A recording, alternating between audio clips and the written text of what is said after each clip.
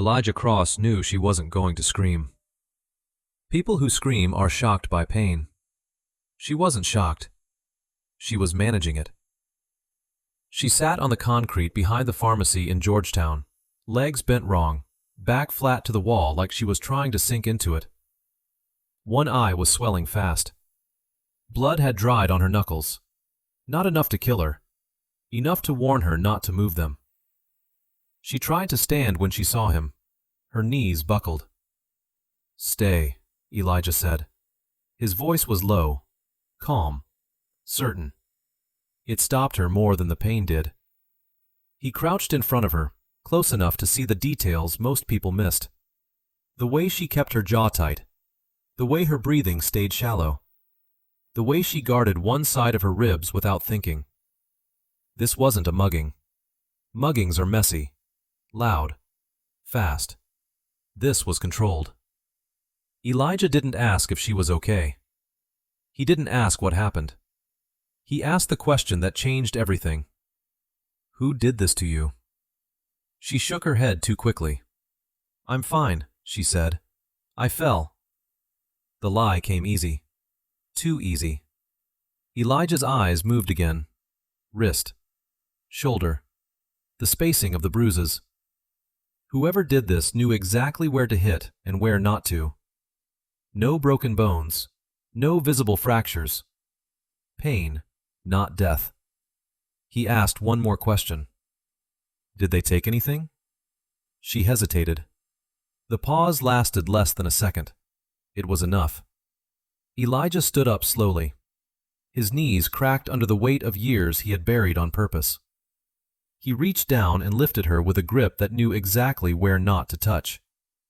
She flinched anyway. "I'm okay," she said again, softer this time. "I don't want trouble." Elijah didn't answer that. To anyone passing by, he was just an older black man helping a woman to her feet. Someone ordinary. Someone the city had learned how to look past. They walked out of the alley together. Elijah didn't call an ambulance, didn't flag anyone down. He kept his body between her and the street, watching reflections in windows, listening for footsteps that followed too closely. Nothing did. That bothered him more than if something had. Inside his apartment, he sat her down carefully. The lights stayed low. He filled a bowl with water, grabbed clean cloths, worked without rushing. His hands didn't shake. She watched him now. "You've done this before," she said. He didn't answer. When he wrapped her ribs, she hissed through her teeth. He adjusted pressure instantly, like he already knew how much she could take. "Sorry," she said.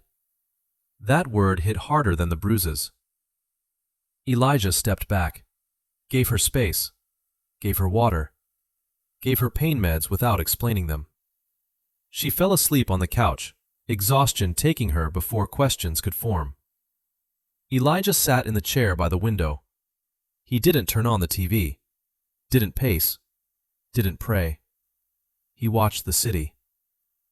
At 1:42 a.m., he replayed the scene in his head.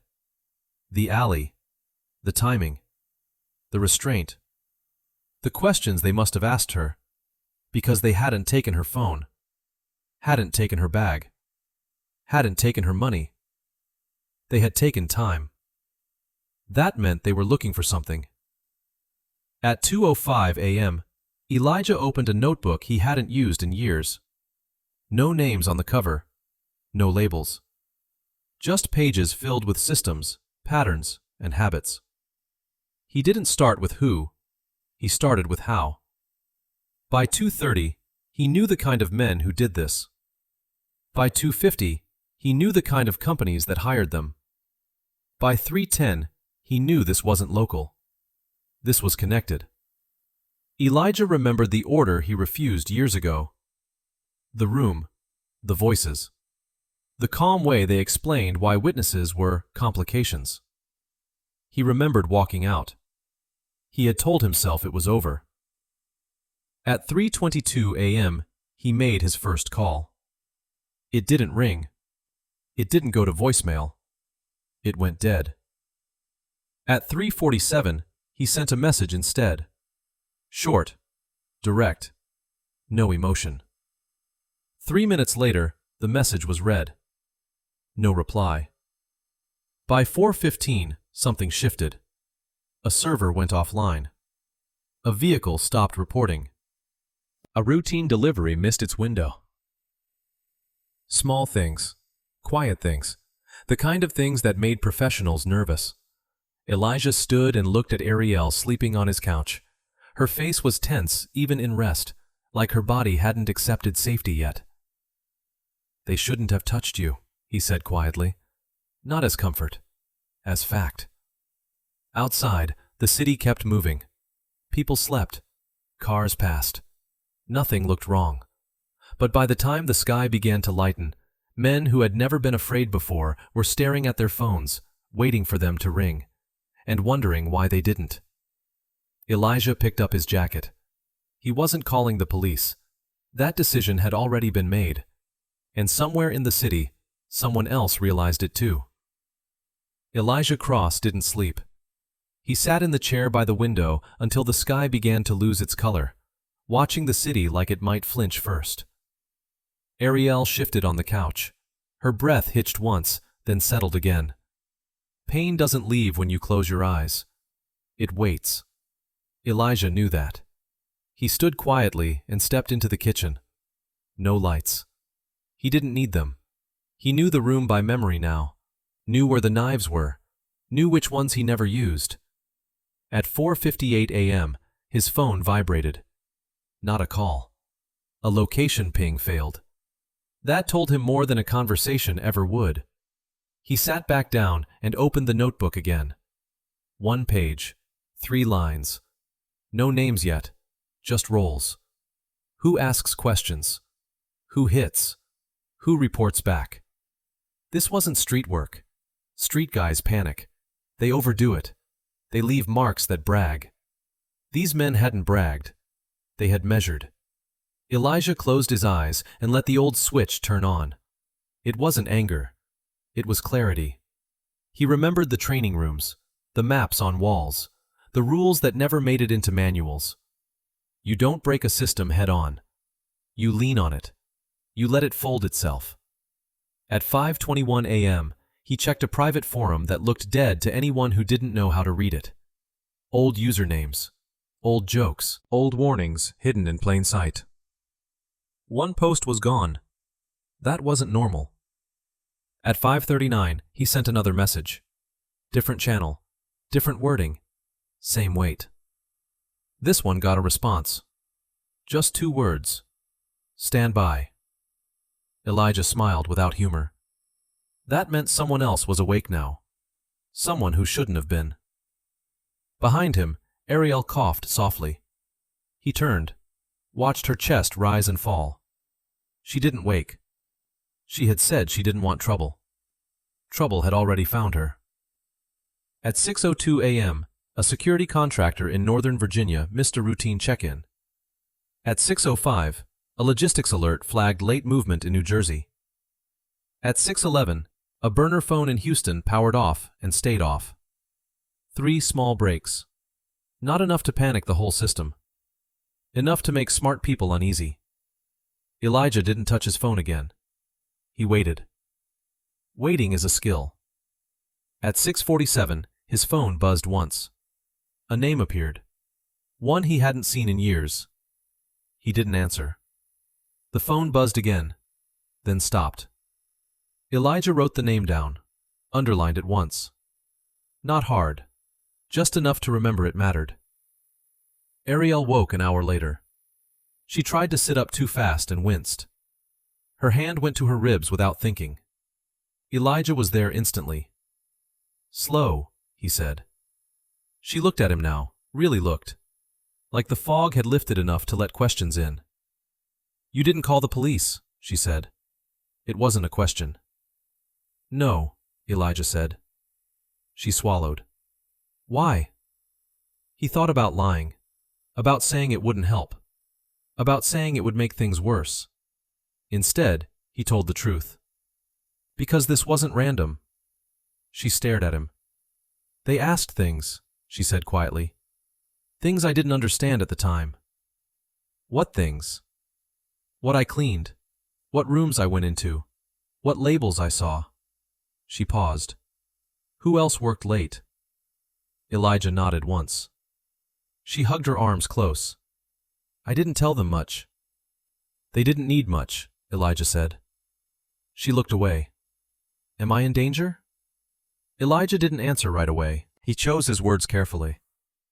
Not if they believe you don't matter anymore. That didn't comfort her.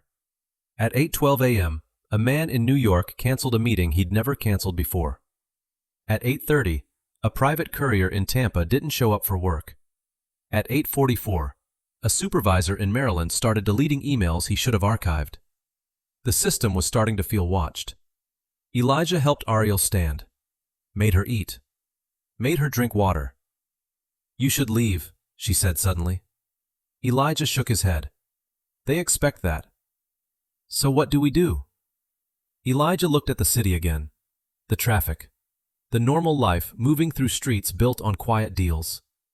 We wait, he said. For what? For them to make a mistake. At 9:17 a.m., someone did. A call came through. Unknown number. Clean signal. Confident. Elijah answered. No greeting, just breathing on the other end. Then a voice. Calm. Careful. You're asking questions, the voice said. Elijah smiled again. This time it reached his eyes. So are you, he said. The line went dead. Ariel stared at him. What was that? Elijah wrote one more line in the notebook. Now he had a who, and whoever it was had just confirmed something important. They were scared enough to reach out. That meant they knew exactly what Elijah Cross was capable of. And they knew he was awake. The first man to panic didn't scream. He checked his phone 3 times before sunrise. Same result. No signal where there should have been one. He told himself it was a tower issue. Told himself not to jump. By 7:18 a.m., he was late to a meeting he had never been late to.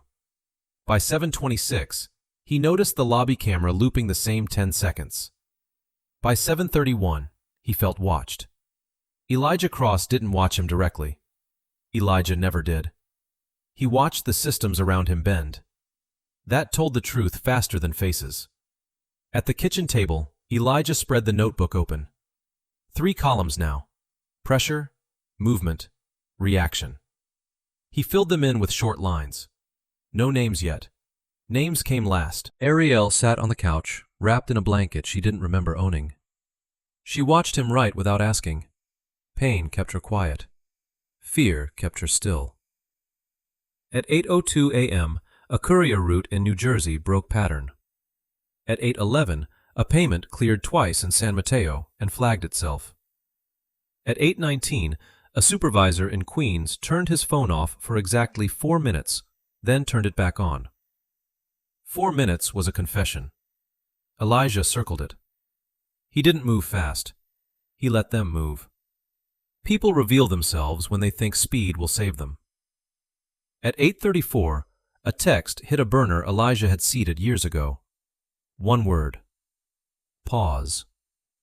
That word came from someone who thought they could negotiate. Elijah didn't reply. He stood and went to the window. Morning traffic thickened.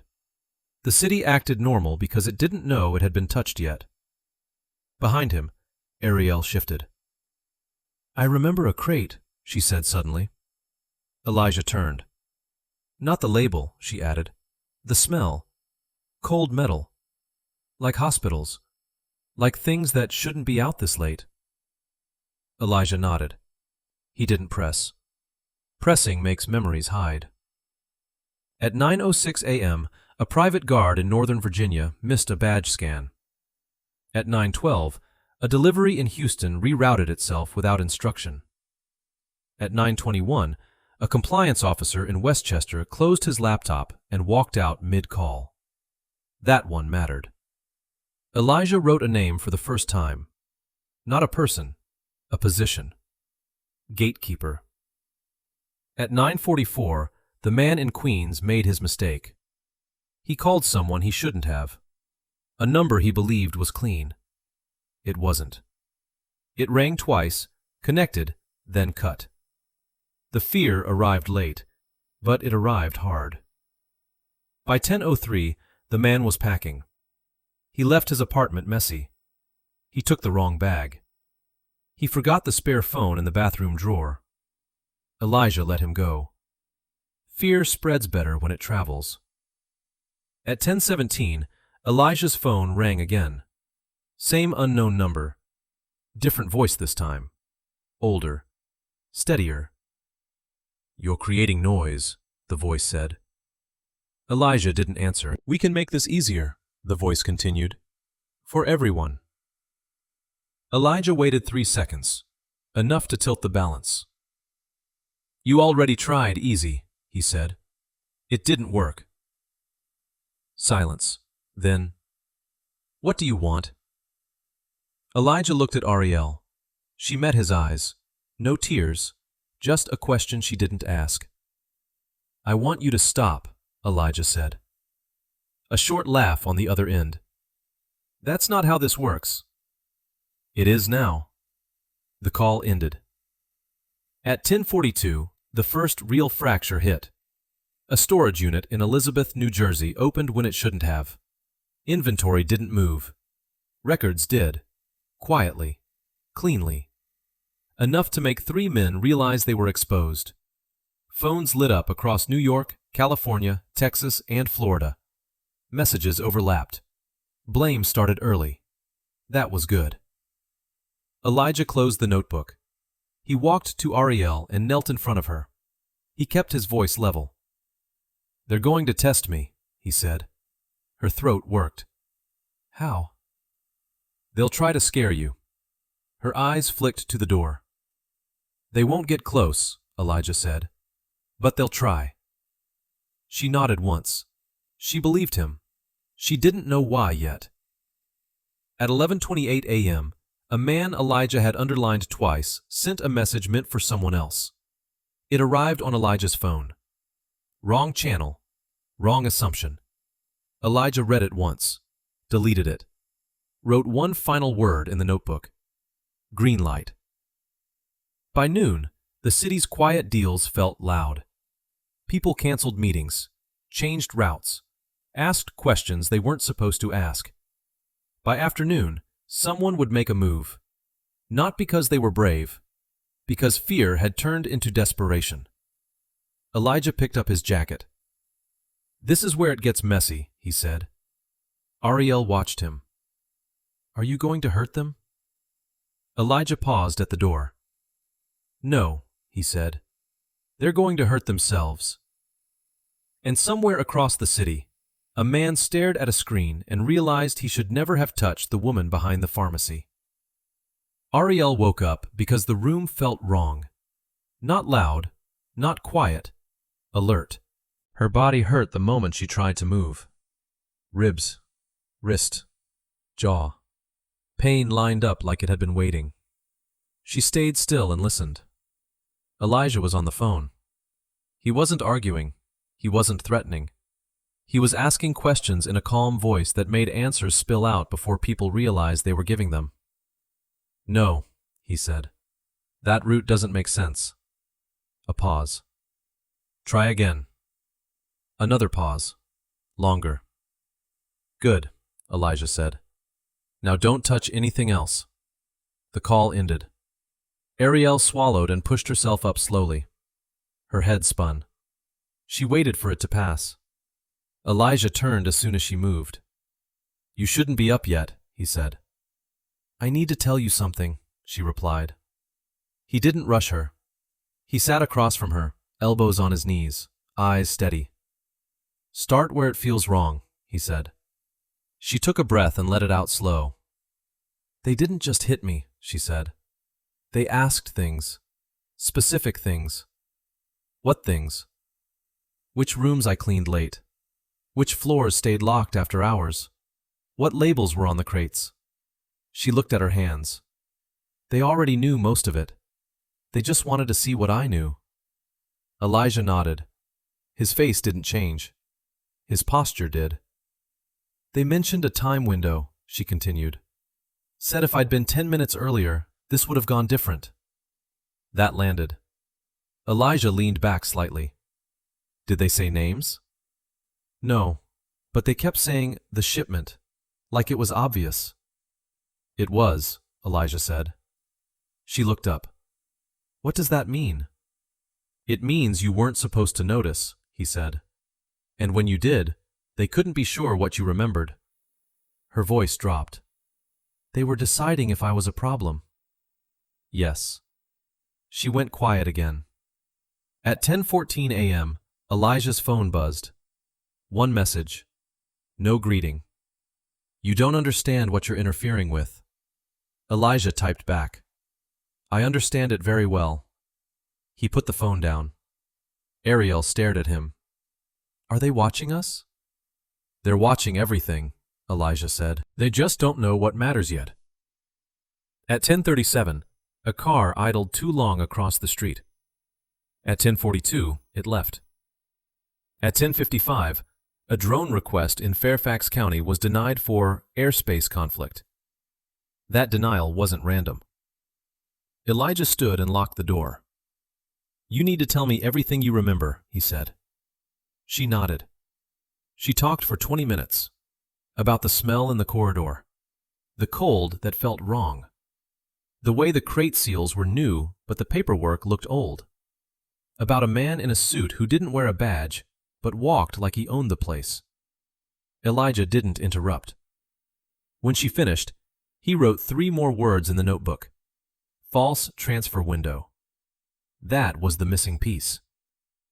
At 11:31, Elijah's phone rang again. This time, the voice didn't pretend. You're escalating, the man said. You don't want this on your head. Elijah held the phone away slightly, like he was bored. You already put it there, he said. The night you touched her. Silence. Then, you don't know who you're dealing with. Elijah smiled. I do, he said. And you just confirmed it. The line went dead. Ariel's hands shook now, not from pain. This is bigger than me, she said. Elijah met her eyes. Yes. Her voice cracked. People like me don't win against things like this. Elijah shook his head once. People like you don't get erased when I'm involved. At noon, the first retaliation attempt failed. A compliance audit triggered early. A truck was pulled. A shipment delayed. A man in Brooklyn lost access to an account he thought was untouchable. By 12:23, blame started flying. By 12:41, someone made a call they'd been told never to make. Elijah's phone lit up with a name he hadn't expected. He stared at it longer this time. Ariel watched him. Is that bad? It's worse, Elijah said. He answered. You should have stayed retired, the voice said. Familiar, controlled, angry. Elijah stood and walked to the window. You should have stayed honest, he replied. The voice hardened. You don't get to rewrite this. I'm not rewriting, Elijah said. I'm ending it. The call ended without warning. Elijah turned back to Ariel. They know who I am now, he said. Her chest tightened. What does that mean? It means they stop hiding, Elijah said. And that's when people get hurt. A beat. Not you, he added. She searched his face. How can you be sure? Elijah picked up his jacket again. Because they're about to make the worst mistake they can make, he said. Ariel swallowed. Which is? Coming for me. And somewhere across the city, a group of men decided the only way to stop Elijah Cross was to remind him why he retired in the first place. Elijah had known this moment would come.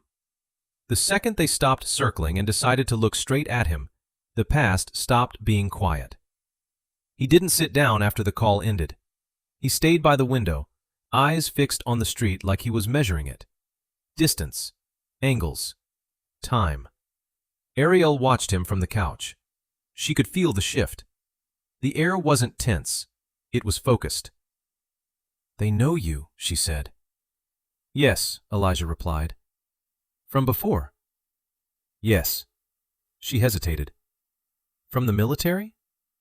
Elijah didn't answer right away. He reached for the notebook and flipped past the recent pages, past the new pressure points, until he reached an old section. The paper was worn, corners bent. This part had been reopened too many times in his head already. "They didn't know my name then," he said. "Just my role." Ariel waited. "I was brought in to clean things up," Elijah continued. "Not battles. Systems. When something moved through too many hands and too few rules, I was sent to make it stop." "Stop how?" Elijah looked at her. "However it needed to." She swallowed. "They told us it was about safety," he said. "That certain shipments couldn't afford delays. That exposure would cause panic. That witnesses made things unstable." He flipped the page. "There was a night in California," he went on. "Aware near the coast. Same smell you described. Same cold. Same labels that didn't match the paperwork." Ariel's breath caught. "They wanted me to erase everyone who'd seen it," Elijah said. "Clean. Quiet. No noise." "And you didn't?" "No." "What did you do?" "I walked." Silence filled the room. "That's not how it ends for people like you," Ariel said. "It usually isn't," Elijah replied. "They took my clearance, my access, made it look like retirement. I let them." "You disappeared." "I survived." Ariel hugged the blanket closer. "And now?" Elijah closed the notebook. "Now they made it personal." At 1:07 p.m., Elijah's phone vibrated. A text this time. No threats, no warning. "We know where she works." Elijah didn't show it to Ariel. He deleted it. At 1:12, another message followed. "You can still step away." Elijah typed back one word. "No." He turned his phone face down. Ariel saw the decision settle into his shoulders. "They're going to try something," she said. "Yes." "With me?" "Yes." Fear sat heavy in her chest now. "Then why aren't we leaving?" "Because running tells them you matter," Elijah said. "Staying tells them you don't." "That doesn't make sense." "It will." At 1:39, a car passed the building twice. Slow. Different driver the second time. Elijah noticed both. At 1:44, a private number rang again. This time, Elijah answered on speaker. "You're forcing our hand," the voice said. Younger. Angry. Elijah sat down for the first time. "You already played your hand," he said. "Poorly." A pause. "We can make her disappear," the voice said. Ariel froze. Elijah didn't raise his voice. "If you try," he said, "you won't get a second warning." A laugh. Nervous this time. "You think you scare us?" "No," Elijah replied. "I think you're already scared." The call ended. At 2:10, the first open move happened. A false report hit a city system. Emergency services rerouted. A response time shifted by 6 minutes. Elijah saw it instantly. "They're testing," he said. "Testing what?" Ariel asked. "How fast I react." He stood and grabbed his jacket. "Stay here," he said. "No," she replied. Her voice shook, but it didn't break. "I'm done being moved around like I don't exist." Elijah studied her for a long moment. "Then listen carefully," he said. "If I say get down, you get down. If I say don't move, you don't move. No questions." She nodded. At 2:47, Elijah sent 3 messages, different channels, same meaning. Green light confirmed. At 3:02, a financial account tied to a shell company in Delaware locked itself. At 3:15, A transport permit in Texas failed inspection for the first time in 5 years. At 3:29, a man in Miami realized his backup plan had vanished. This wasn't chaos. This was design. Ariel felt it then. The weight of what Elijah was doing. Not revenge, not rage. Control. "They're going to hurt someone," she said softly. Elijah shook his head. "They're going to stop themselves." At 3:51, Elijah's phone buzzed with one final message. "You're making enemies you can't outrun." Elijah looked at Ariel, then at the city beyond the glass. "I'm not running," he said. He typed back his last reply. "I already came back." Outside, somewhere across the city, a group of men realized the retired soldier they thought was finished had just chosen not to walk away this time, and that meant the rules were about to change. Fear didn't arrive all at once. It crept in through small things. A missed call that stayed missed. A door that didn't unlock when it should. A meeting that vanished from a calendar without explanation. By mid-afternoon, the people connected to the operation stopped talking in full sentences. They used fragments. "Any word? Still quiet? Did you hear?" Elijah Cross watched it happen without touching his phone. He sat at the table, jacket still on, notebook closed now. The map was finished. This part didn't need writing. Ariel felt it too. The air inside the apartment wasn't tense. It was waiting. "Are they panicking?" she asked. "Yes," Elijah said. "How do you know?" "Because they're doing things early." At 4:18 p.m., a man in Manhattan left his office before sunset for the first time in 3 years. At 4:26, a logistics manager in San Jose cleared his desk and told his assistant he'd be working from home. At 4:40, a security team in Fort Lauderdale canceled a shift without reason. They were scattering. Scattering meant the pressure was working. Elijah finally picked up his phone. One message came through. No number, no greeting. "You don't want this to turn violent," Elijah typed back. "Then you should have stopped last night." Ariel watched his face. "Are they threatening you?" "No," Elijah said. "They're asking permission." At 5:03 p.m., the first internal collapse hit. A compliance file meant to stay buried surfaced inside a system it didn't belong to. Not public.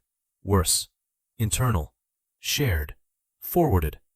Someone inside the network had decided to save himself. That was always the beginning. At 5:21, Elijah got another call. This one he recognized by the way the line connected. "You're forcing exposure," the voice said. "Tired now. This spills over. People get hurt."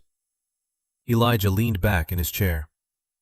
"They already did," he said. A pause. Longer this time. "What do you want?" the voice asked. Elijah didn't hesitate. "I want it shut down. All of it." "That's not realistic." "It is," Elijah said. "You just don't like the cost." The call ended without an answer. Ariel hugged herself. "What happens if they don't stop?"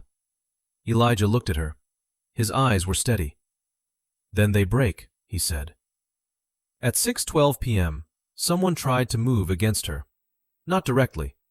A routine pharmacy alert flagged her employee record for review. No suspension, no firing, just a mark. Elijah saw it within minutes. "That's them," Ariel said quietly. "Yes. They're trying to remind me I'm small." Elijah shook his head. "They're reminding themselves." He made one call. Short. Clean. At 6:29, the alert vanished. At 6:31, the person who triggered it lost access to his system. Fear tightened its grip. At 6:58, a car parked across the street again. Different than before. Cleaner. Professional. Elijah noticed immediately. "Get away from the windows," he said. Ariel moved without arguing.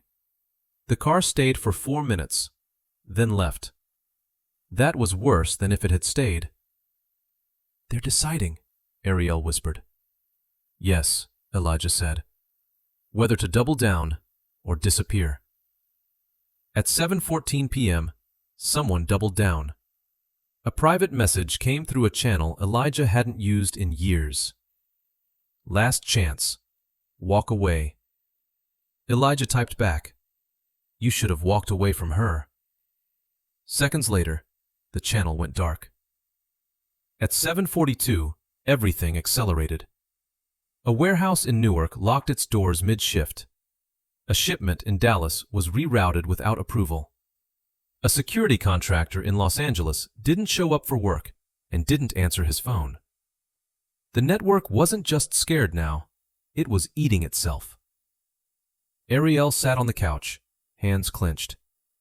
"Is this going to end?" "Yes," Elijah said. "Soon." "How?" "Not clean," he replied, "but contained." At 8:06, Elijah's phone rang again. This time, there was no pretending. "We know where you are," the voice said. Elijah stood. "So do I," he said. The call cut. Elijah grabbed his jacket again. This time, he didn't tell Ariel to stay. "Someone's going to try to make this stop tonight," he said. "Not quietly." Her heart pounded. "Are they coming here?" "No," Elijah said. "They're going to make noise somewhere else, to pull me out." A beat. "And if you go?" she asked. Elijah met her eyes. "Then they'll learn something they should have learned a long time ago." Outside, sirens wailed in the distance. Not close. Not yet. Elijah opened the door. "This part scares them the most," he said. "What part?" Ariel asked. "The part where they realize fear didn't make me rush." He stepped out into the hallway. And somewhere across the city, a desperate man made the call that would ruin everything. The call came at 8:41 p.m. Not to Elijah. To someone they thought he cared about more. Ariel's phone buzzed on the table. Unknown number. Clean signal. Confident. She stared at it like it might bite. Elijah was already moving. "Don't answer," he said. Too late. She lifted it, hands shaking. "Hello?" The voice on the other end was calm, almost polite. "You should leave his apartment," the man said. "Right now." Ariel's chest tightened. "Who is this?" "We're trying to help you," the voice replied. "You're in the wrong place at the wrong time." Elijah took the phone from her hand. "You already tried helping," he said. "You failed." A pause. Then the voice changed. "You don't get to decide how this ends," the man said. "You walked away once. You can do it again." Elijah looked at Ariel before replying. "No," he said. "I can't." The line went dead. Ariel's breath came fast now. "They know my number." "Yes." "They're close." "No," Elijah said. "They want you to think they are." At 8:52, the noise started. Not outside the apartment, across the city. A fire alarm tripped in a medical storage site in Baltimore. Not enough to make the news, enough to pull resources. At 9:01, a power drop hit a private office in Lower Manhattan. At 9:07, a police response was rerouted in Alexandria for a call that didn't exist. They were creating confusion. They were trying to pull him out. "They want you to chase," Ariel said. Elijah nodded. "Yes."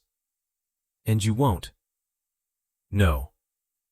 He picked up his phone and sent one message. No words, just a signal. At 9:14, the man in Queens who had panicked first realized his credit cards weren't working. At 9:16, his building access failed. At 9:18, his phone rang from a number he didn't recognize. He answered. Elijah didn't speak. He didn't have to. The man started talking immediately. Too fast. Too much. By 9:27, the man was crying. Elijah hung up. Ariel stared at him. What did you do? I reminded him, Elijah said, that fear travels downhill. At 9:39, the retaliation escalated. A brick came through the front window of the pharmacy where Ariel worked. No one hurt. No note. Just broken glass and a message meant for her. Her knees went weak. They're trying to scare me into leaving you, she whispered. Elijah shook his head. They're trying to scare themselves into control. He walked to the door and locked it. They've made their mistake, he said. What mistake? They crossed from pressure to threat. At 9:58, a car idled outside again. Same spot, same angle, engine running. Elijah turned off the lights. Get down, he said. Ariel dropped to the floor behind the couch. The car stayed. 30 seconds. 1 minute. Then it drove away. Elijah exhaled slowly. They won't come in, he said. They're not brave enough. Ariel's voice shook. Then why do this? Because they don't know what else to do. At 10:11, Elijah's phone rang again. This time, the voice was raw. We'll burn everything, the man said. You, her, all of it. Elijah didn't raise his voice. If you do, he said, you won't survive the fallout. A laugh. Desperate now. Broken. You think you're untouchable? Elijah paused. No, he said. I think you are.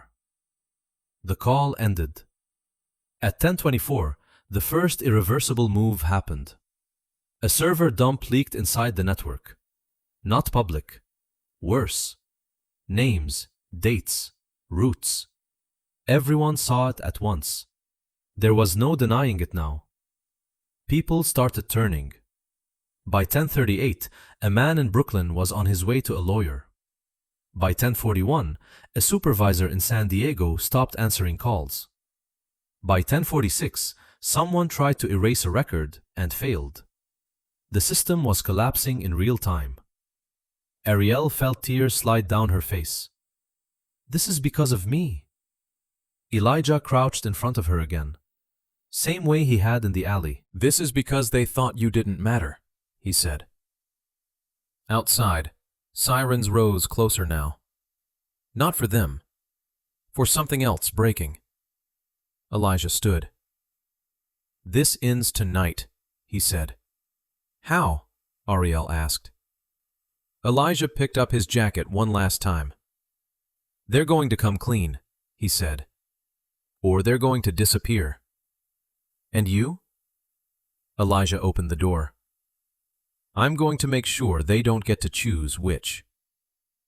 Somewhere across the city, a man stared at the leaked files and realized he had just seconds to decide who to betray first. And that was the moment fear turned into survival. The city didn't know it yet, but it had crossed midnight rules. The kind you don't come back from. By 11:12 p.m., phones stopped being useful. Too many messages, too many calls.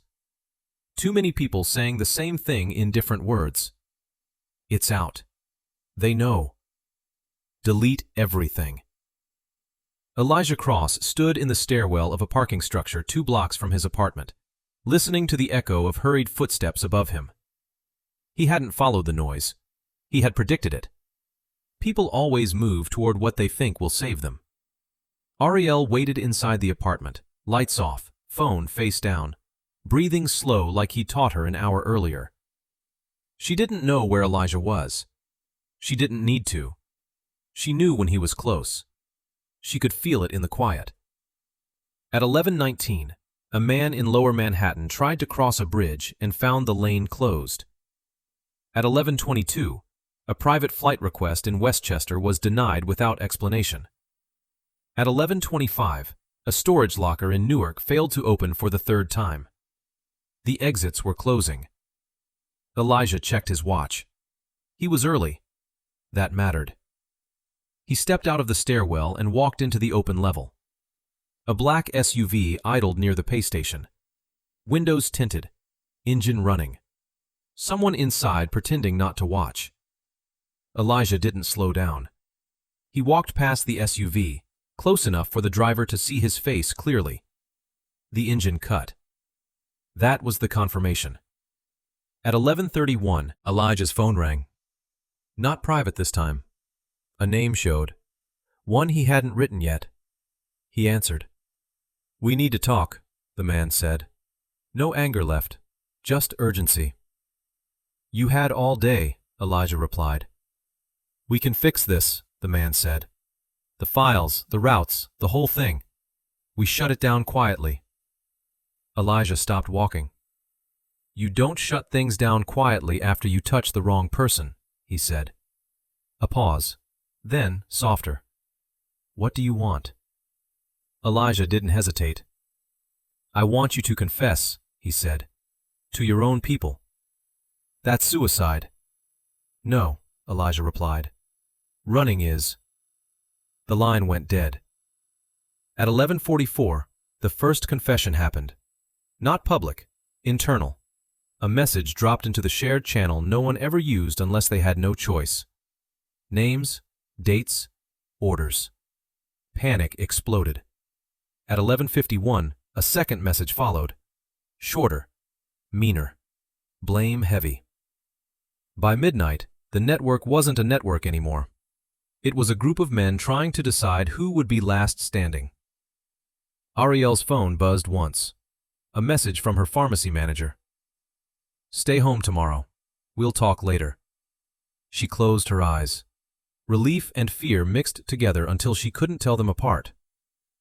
At 12:06 a.m., Elijah returned. He didn't knock. He never did. Ariel looked up from the couch. "Is it over?" Elijah shook his head. "Almost." He poured a glass of water, drank it in one pull. "They're turning on each other," he said. "That means someone's going to try to buy safety." "By giving you someone," Ariel said. "Yes." At 12:19, the call came.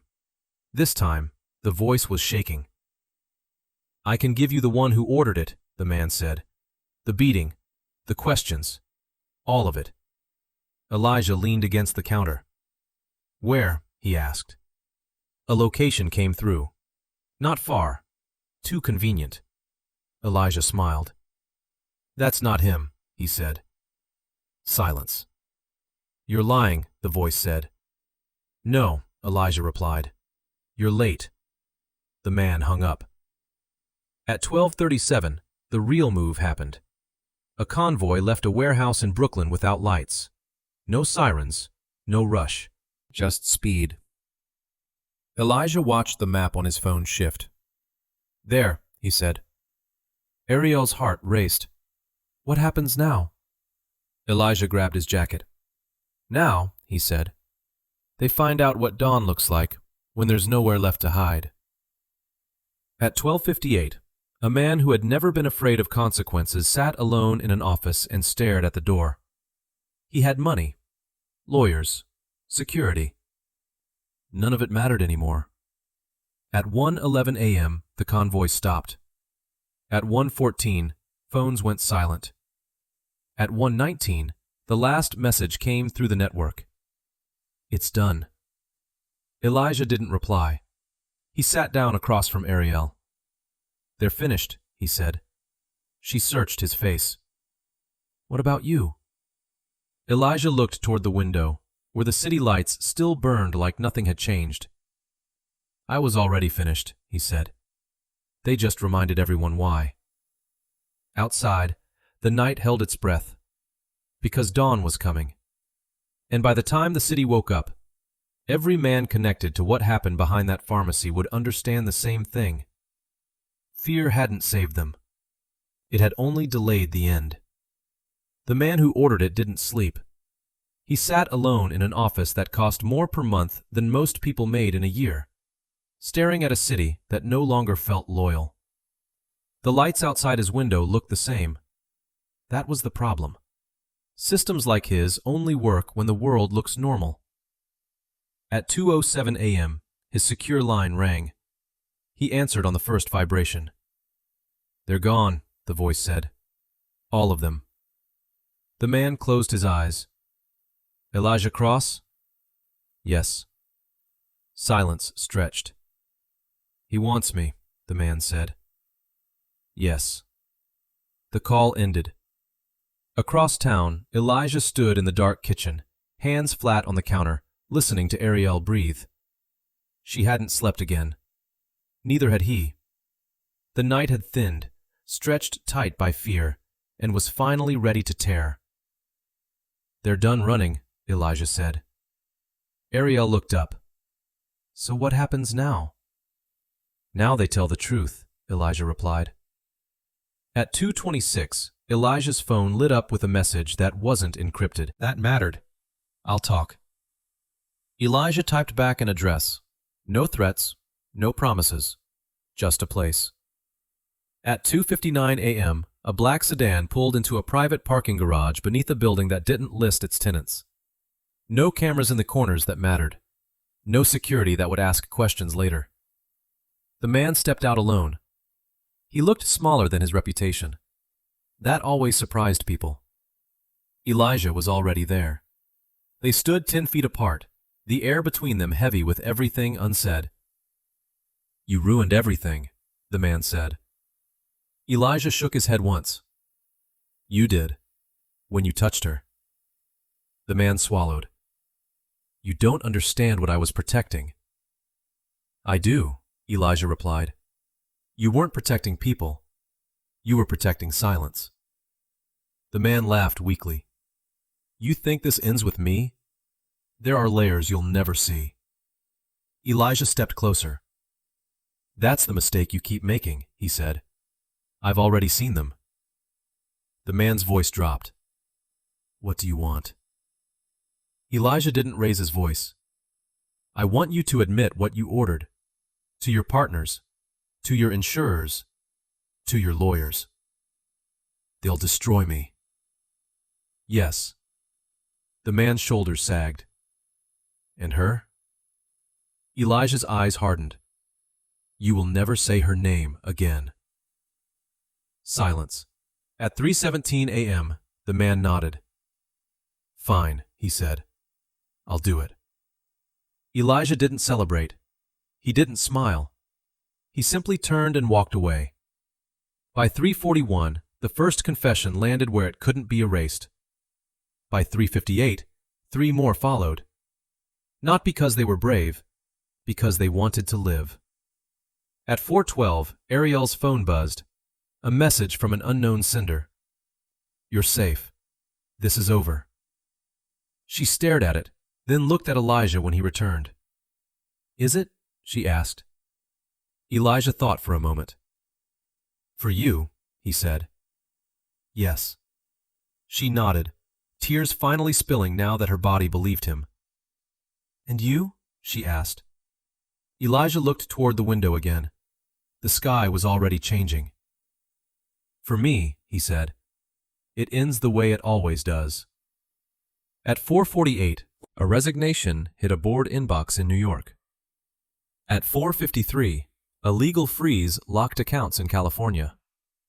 At 5:02, a private contractor in Texas cut ties without explanation. By the time dawn broke, the system that had believed itself untouchable no longer existed in any form that mattered. The city woke up to headlines that didn't explain enough. That was fine. Ariel stood by the window, watching the light creep across buildings that had scared her the night before. "What do I do now?" she asked. Elijah picked up his jacket. "You live," he said. She turned. "And you?" Elijah paused at the door. "I disappear," he replied. He looked back once. "They won't come for you again," he said. "Not after this." She believed him. As the sun rose, men across the city deleted numbers, burned phones, and told themselves they'd survived something they didn't fully understand. They were wrong. They would remember. because fear had a name now, and it belonged to a man who had asked one quiet question behind a pharmacy and never let it go. The city woke up pretending nothing had happened. Traffic moved, coffee shops opened, phones buzzed with meetings that were already canceled. On the surface, it was another morning. Underneath, everything had shifted. By 6:12 a.m., 3 resignations sat unread in inboxes across New York and California. By 6:27, a legal hold froze accounts tied to companies that had never been mentioned out loud. By 6:40, men who once moved with confidence avoided eye contact with their own reflections. Fear doesn't fade fast. It settles. Ariel stood in the kitchen, staring at the light coming through the window like it might disappear if she blinked. Her body still hurt. That pain felt different now. It wasn't warning her anymore. It was reminding her she was still here. Elijah Cross finished his coffee and rinsed the mug. He moved like someone closing a door behind him. "You don't have to go," Ariel said. Elijah looked at her for a long moment. Not sad, not proud. Finished. "They'll be watching for me," he said. "Not you." "They already know your name." "They always did," Elijah replied. "They just forgot what it meant." She swallowed. "What happens if they try again?" "They won't," Elijah said.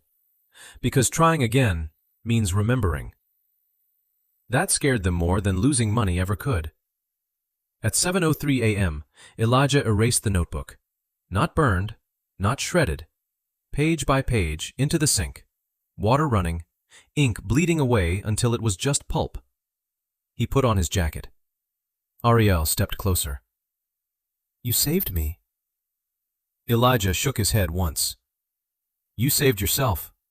I just made sure they couldn't undo it." She nodded. That felt true. At 7:18, Elijah opened the door. He paused.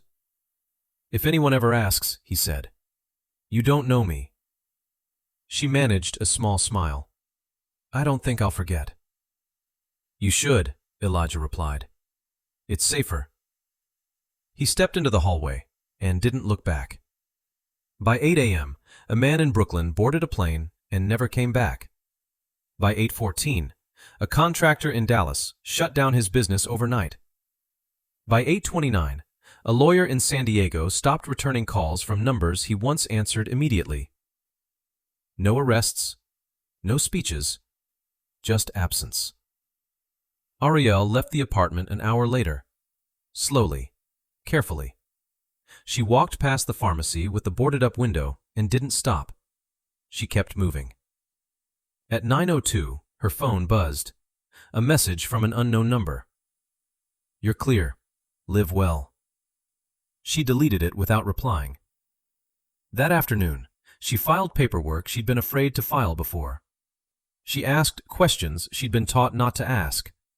She didn't lower her voice when she spoke. No one stopped her. Across the city, men who had believed they were protected adjusted their lives in quiet ways.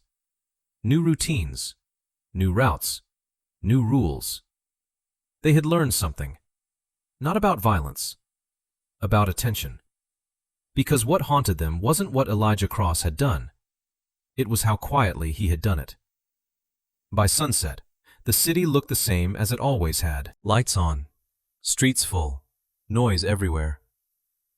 But somewhere beneath that noise lived a single memory shared by people who would never speak to each other again. A black retired soldier had asked one question, and instead of letting it go, he had waited. That was enough. Ariel stood at her window that night and watched the city breathe.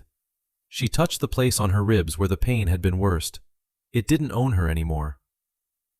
Somewhere far from the city, Elijah Cross boarded a bus with no return ticket and took a seat near the back. He looked out the window as the lights thinned and the road opened. He didn't smile. He didn't regret anything. The war hadn't followed him. It had ended where it began, with a question no one should have ignored.